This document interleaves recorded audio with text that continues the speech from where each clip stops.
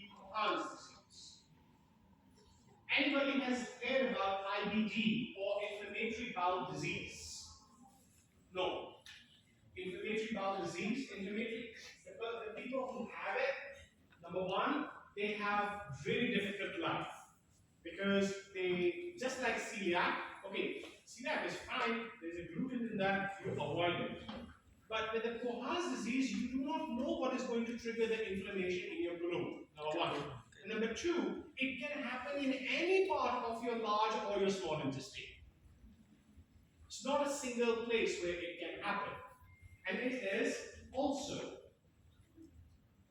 it is an idiopathic disease which has no identifiable cause. I like the word idiopathic because it's an idiot disease. Oh, this is literally the word which is derived from. Idiot is the word means you cannot understand what a person is saying. That's what it means. So, chronic inflammatory processes that affects any part of the gastrointestinal tract from mouth to anus. In all of the gastrointestinal tract, it can affect. That's the main difference between the inflammatory bowel disease. Means it can, if it happens, inflammatory bowel disease or syndrome, it will affect only one part. This can affect all of your GIT, which is worst case scenario. Now, this is the good part. The good part is, let's not be happy, like Asians don't have it. Okay? We don't have much. That's a good thing. And it's mainly in the Caucasians. More towards the Western countries like US, Canada, New Zealand, UK, they have all the privilege they can have the disease of.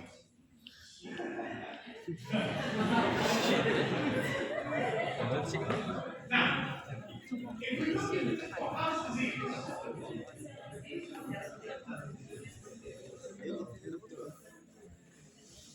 already so much have all those issues, why we have the disease also. In terms of the Cohen's disease, we can characterize Cohen's disease depending upon which part of the GIT it is affecting. Like if it is only affecting the ears, we call it ileitis. If it is affecting the ears and colon, we call it ileocolitis.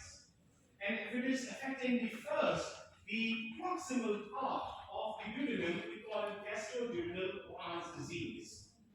And for your surprise, these can happen combined together as well. Means the ileocolitis, gastroduodenal, and jejunalitis can happen at the same time. That's why the Cohen's is even worse than the ulcerative colitis. Now, complications over here means if it persists, first let's talk about the risk factors. Now we know the Western or Caucasians have more chances of developing the disease. Same goes with the smokers as well, right? If the person is a chronic smoker, right, then there's a high chance the person may develop Cohen's disease. Then it can happen on all ages. There is no specific age. You are commonly diagnosed at the younger, particularly 18 to 30. And if it happens in 18 to 30, because that is the growth age, right, it can actually cause a shunted growth, decrease in the height, and also decrease in the body size as well. And this can also lead to the malnutrition syndrome. Now, complications of this disease is, of course, like I said, marked malnutrition, bowel obstruction, or complete loss of bowel movement. If there is no bowel movement at all, your bowel or your intestine has stopped working. The peristalsis is gone.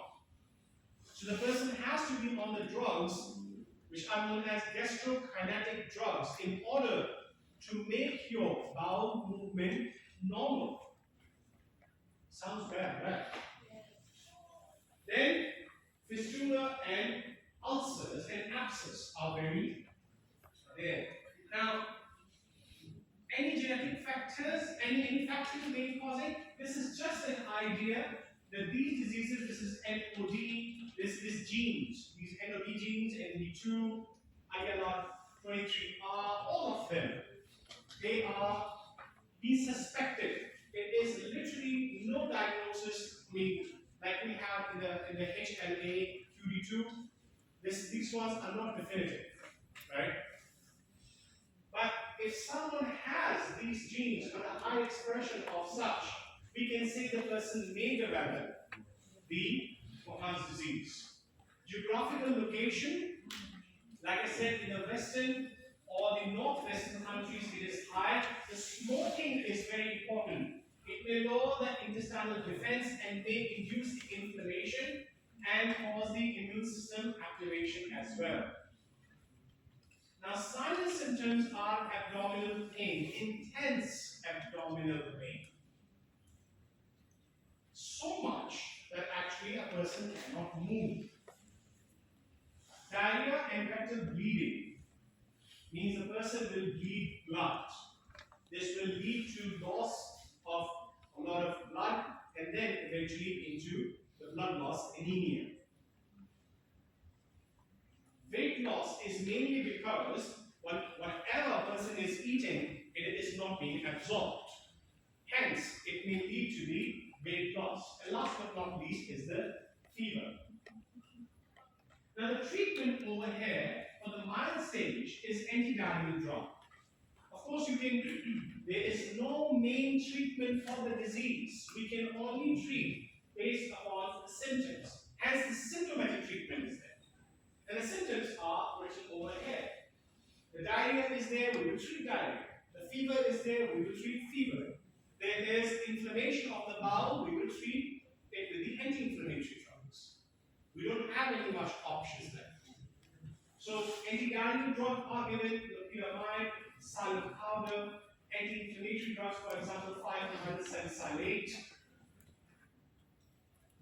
Then immune, in moderate stages, we try to suppress the action of our immune cells because immune cells are mainly responsible for causing the inflammation, right? So we try to suppress the activity, movement, and proliferation of the immune cells by giving immunosuppressants. We give immunosuppressants so that immune cells are unable to proliferate or to move towards the site where they can cause the trouble. In the severe stage, we don't have anything much left. We just have to cut down the area which is continuously inflamed and we join the rest of the body.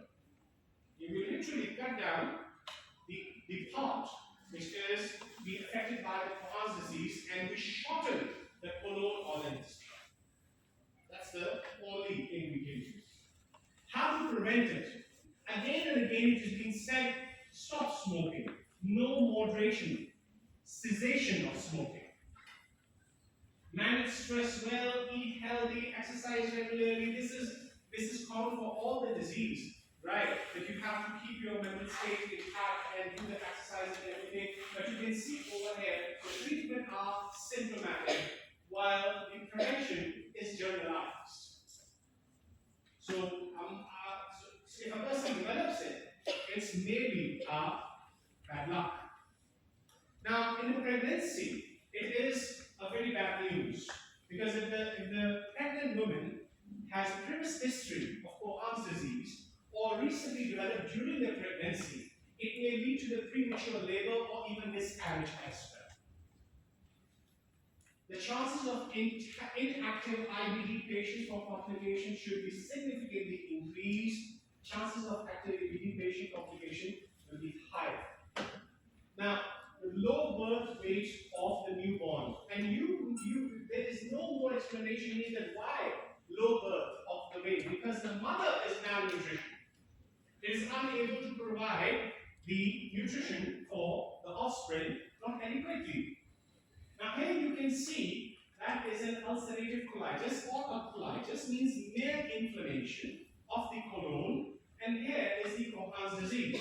There are multiple areas where the inflammation or the immune cells are causing the disruption. over here in the Cohans. When the colitis, a specific region is being targeted, and that's why we differentiate inflammatory bowel disease from the Cohans based upon this specific feature. Cohans can affect multiple gastrointestinal